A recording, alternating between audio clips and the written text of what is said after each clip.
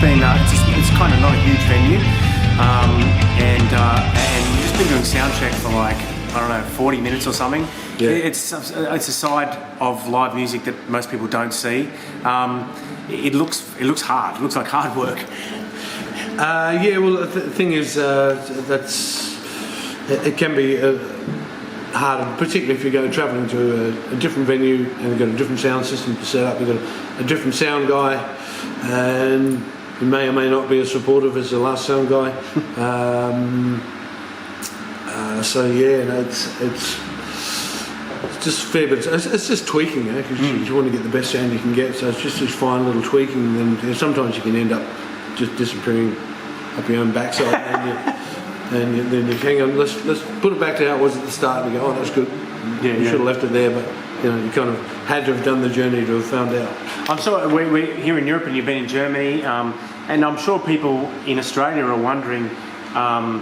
I'm getting my photo taken here. I'm doing the Dickie knee. I'm on my knees, like Hey Hey Saturday. The people in Australia wonder, like, is most of your audience, are they Australians? Are they expats? Or what's it like? What's the crowd like over here? It's a great mixture. Yeah, there's definitely always I'll definitely always find some Australians in the audience, but happy to find a great mixture. For example, in Hamburg the other night.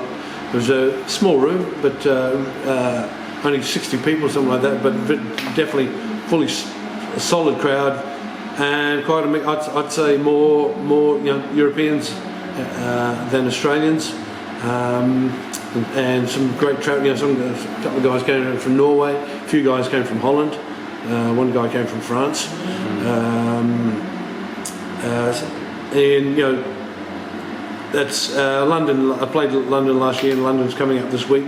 Hopefully it'll be a bit like it was in October. I did a sold out room, and that was there's sort of a nice mix of, quite often sort of an Australian with an English partner or that kind of thing. So and just plenty of great reactions. People say, well, never heard of you before. My partner was obviously from Australia, big fan now, and next time you play, we'll definitely be bringing friends. So that's the building process. Mate, your album's only just out. Why start this in Hamburg? You know what I mean? Like I know you. Did you play a few shows before you came over? What? Yeah. You started in Berlin. Yeah. And Hamburg. It's just there's you're looking for threads of. Because in the past, cultures nearly broke big in Germany way back when, just before we split up, and so there's just that thread of still the connection there. So it makes sense to go back to. I always wanted to sort of reopen Germany kind of thing. So it's many years, but it's worth a shot. Yeah, you don't have to do this. So you say it's worth a shot. A shot at what? Like, are you trying to broaden your market and trying to do maybe what you regret, what the band should have done 30 years ago? There's probably a bit of that, and it might be a little bit too late. But yeah, I just know, what the band could easily and should have done with a couple of tiny decisions, or maybe it's always easier in hindsight. Wise in 2020 hindsight. It was always frustrating, a bit of a bugbear to me that a band as good as Cold Chisel was didn't just smash it all over the world. And it's only for a couple of tiny reasons. So part of me is going to still trying. I hear the same thing from the Brewsters, with the Angels. Manager decided, that we should have gone to Europe. We went to America instead. We should have stuck at Europe. But we'll talk about it in the second part of the interview. But let's have a song. Ian, what can we? And thanks for being with us. It's awesome to be here. What song can we play? What are we doing? Just picking something off the album? Yeah, some of the new album if you like, okay. I'd love to play the extended version or whatever version you're happy to play of the first single of the album, which is called If Another Day. And what's the story behind the song?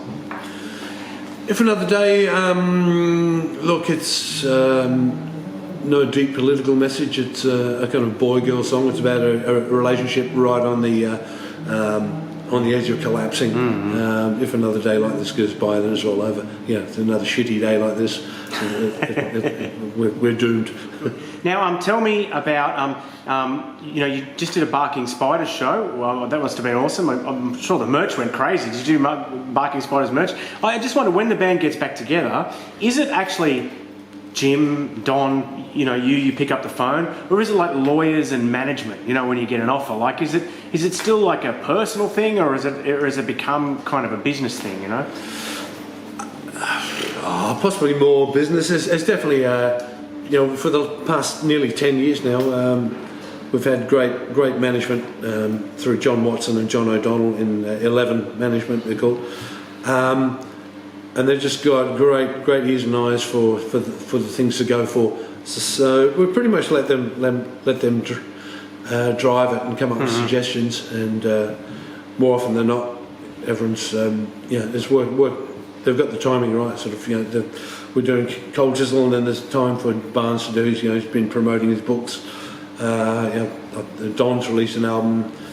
I've been working hard on an album. So it's all just seems to be rolling out nicely, and Cold Chisel is still, you know, we've still got some more business to do. Now I've got the glasses on now. It means I'm about to ask the hard questions I prepared earlier. I wanted to ask you about Petrolhead, the last album of last studio album of all new material.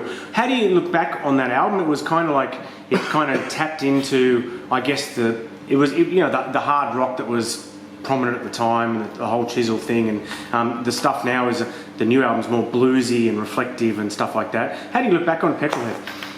Yeah, it was interesting. That sort of Don Walker produced it, and he was definitely keen to lean on keep a bluesy hard rock edge to it, but lean on more, I don't know, sort of you know, that darker left scene by using writers like Ian Ryland